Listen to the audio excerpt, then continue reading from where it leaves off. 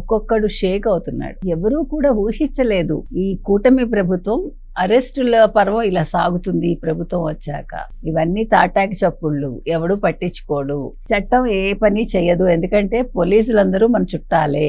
ఐఏఎస్లు ఐపీఎస్లు అందరూ కూడా చేతులు కట్టుకుని జగన్మోహన్ రెడ్డి ముందు నిల్చున్న వాళ్ళు. వీళ్ళు ఇవాళ గళం విప్పరు అనే ఒక ధీమాలో ఉన్నారు. అయితే కూటమి ప్రభుత్వం ఇక్కడ ఏమీ చేయలేదు. చట్టం తన పని తాను చేసుకెళ్తుంది. అందులో భాగంగా ఒక్కొక్కళ్ళు అరెస్ట్ అవుతూ వెళ్తున్నారు. ఈ అరెస్ట్ అయ్యాక బయటికి రావడం అనేది జరగకపోవడానికి కూడా కారణం రెడ్ బుక్ కాదు, మరొకటి కాదు. వాళ్ళు చేసుకున్న నేరాలనాలో, ఘోరాలనాలో, పాపాలనాలో, కేసులనాలో ఒక్కొక్కటి వాళ్ళ పీకకి చుట్టుకుంటున్నాయి. అంటే ఇవాళ మీరు ఒక కేసులోంచి బయటపడుతున్నాను, ఇవాళ నాకు బెయిల్ వచ్చేసింది అనుకుని మీరు సంతోషపడే ఆ క్షణికం అనాలి అంతే. అంటే ఒక క్షణం అంతే. ఆ తర్వాత మళ్ళా మీకు ఇంకో కొత్త కేసు మీకు చుట్టుకుంటాం. ముఖ్యంగా ఇవాళ మీరు వల్లభనేని వంశీని చూడండి, ఎలా అయిపోయాడు. ఏనుగులో ఉన్నవాడు పీనుగులు అయిపోయారంటారు. అలాగా అంత అందగాడు, అంత గ్లామర్ ఉన్నవాడు ఇవాళ డీ గ్లామర్ అయిపోయి అసలు అంటే గుర్తుపట్టలేని విధంగా అయిపోయాడు.